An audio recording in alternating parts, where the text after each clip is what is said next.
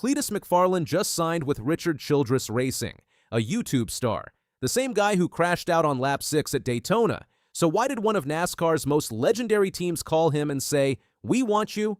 If you have no idea who Cleetus McFarland is, here's the short version. His real name is Garrett Mitchell. He built one of the most popular automotive YouTube channels on the internet by doing things most people only dream about. He bought a retired NASCAR stock car and drove it on public roads. He turned a farm into a private racing facility he called Freedom Factory. He blew up engines, crashed cars, and kept the camera rolling through all of it. His audience grew because he was genuine. No corporate polish, no PR script. Just a guy who loved cars and refused to stop. He started picking up serious racing experience a couple of years back.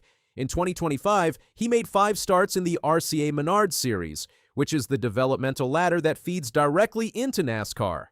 He did not set the world on fire, but he was learning. He passed NASCAR's required high-speed approval test at Rockingham Speedway, which is the same track where his first O'Reilly Series race is now scheduled. That test is not a formality. NASCAR requires it before any driver can compete at the Cup or developmental level, and he cleared it. So going into 2026, Cleetus was not just a social media guy pretending to race, he had actual racing miles under him and a plan to keep building. Then came Daytona, his NASCAR Truck Series debut at the 2026 season opener. For a lot of people, this was the moment they had been waiting for, either to see him succeed or to see him fail publicly. What happened was somewhere in between. Cleetus made it 6 laps. Coming out of turn 4, he lost control and hit the wall. He finished last in a field of 37 trucks. Every critic in NASCAR Twitter had a field day. The comments were exactly what you would expect.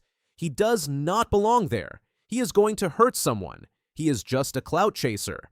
The pile-on was immediate. But here is the thing most of those critics ignored. Daytona is one of the hardest tracks on the entire circuit for an inexperienced driver. The drafting, the pack racing, the speeds, none of that is forgiving if you have not spent years learning how to read those situations. Veteran drivers wreck at Daytona all the time, and while finishing last is never a good headline, surviving a superspeedway crash in one piece and walking away ready to race again is not nothing. Dale Earnhardt Jr. was one of the loudest voices defending McFarland after Daytona. On his Dale Jr. Download podcast, Earnhardt said he is not ready to race trucks right now, but could he be? Yes. He just needs more experience. Earnhardt added that he wants Cleetus racing in the Truck Series. He wants NASCAR to embrace this. He said McFarland needs a bigger library of experience, and getting out there and doing it is exactly how you build that. That is a significant endorsement. Dale Earnhardt Jr. is not someone who throws praise around carelessly when it comes to driver development. He knows what it takes. Now, here is where the story takes a turn nobody expected this quickly. Richard Childress Racing called Cleetus McFarland, not the other way around. RCR reached out and offered him a spot. Cleetus announced it himself on social media with the kind of raw excitement you cannot fake. He wrote that he could not believe he gets to say this, but he is officially a driver at Richard Childress Racing for the O'Reilly Series. He called it a part-time deal, 3 races per year right now, but said hopefully it grows into something bigger. He described what RCR told him. They want to make him a better driver and give him an opportunity to grow in this sport. His response was exactly what you would expect from Cleetus McFarland. Hell yeah, brother. The deal is for 2 years. His primary sponsor is Tommy's Express Car Wash, who will back him for the full duration of the contract. His first race under this deal is at Rockingham next month. Think about what Richard Childress Racing actually is for a second. This is the organization that fielded Dale Earnhardt's cars for years, the team that won 6 of Earnhardt's 7 championships. RCR has one of the most respected names in the history of this sport, and they looked at a YouTube creator who crashed out in 6 laps at Daytona and said, "We want to invest in this guy." That does not happen by accident. RCR sees something worth developing. Whether that is his marketability, his genuine passion for the sport, his growing technical skill, or all 3, they decided he was worth a 2-year commitment. That is not a publicity stunt.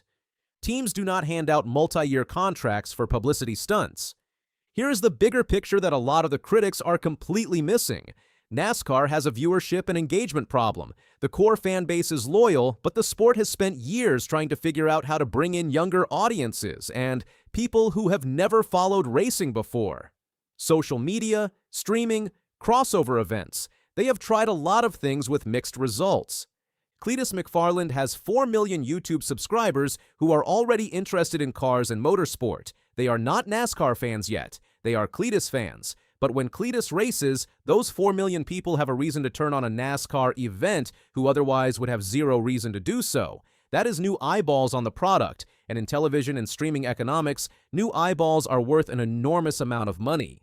The O'Reilly Auto Parts series is a regional short track series with a loyal but limited audience.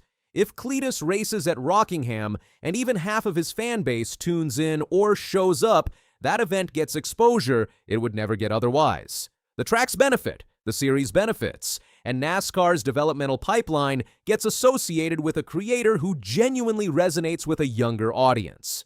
Critics who say he does not belong there are measuring him against a standard that is not the only valid standard. Nobody is asking Cleetus McFarland to go win a championship. RCR is asking him to show up, work hard, get better, and bring his audience along for the ride. That is a reasonable ask, and from everything Cleetus has said publicly, it is exactly what he intends to do. Let's address the criticism head-on because it is loud and it is not going away. A section of the NASCAR community believes Cleetus McFarland is taking a spot that belongs to a real driver, someone who came up through karting, who spent years in the developmental series, who sacrificed everything for a shot at professional racing. That argument has some emotional weight to it.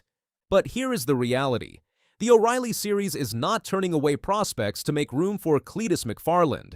RCR runs multiple cars and programs. This is a part-time deal for 3 races. No driver lost their career because of this signing. What happened is RCR found a way to add value to their organization by pairing an authentic motorsport personality with a legitimate developmental program. That is smart business, not a charity case. There is also the question of safety. An underprepared driver on a short track is a real concern. But Cleetus is not walking in cold. 5 ARCA starts, a cleared high-speed test, and a structured 2-year program with a professional team behind him. That is not reckless. That is a plan. Cleetus McFarland crashed out in 6 laps at Daytona and signed a 2-year deal with Richard Childress Racing within weeks. If that sounds like a crazy sentence, it is because it is. But it also tells you everything about where the story is going. RCR believes in his potential. Dale Earnhardt Jr. believes in his potential. And Cleetus McFarland, for all the jokes and the skepticism, keeps showing up, keeps putting in the work, and keeps proving that this is not a phase. His first O'Reilly Series race at Rockingham is next month. Hell yeah, brother.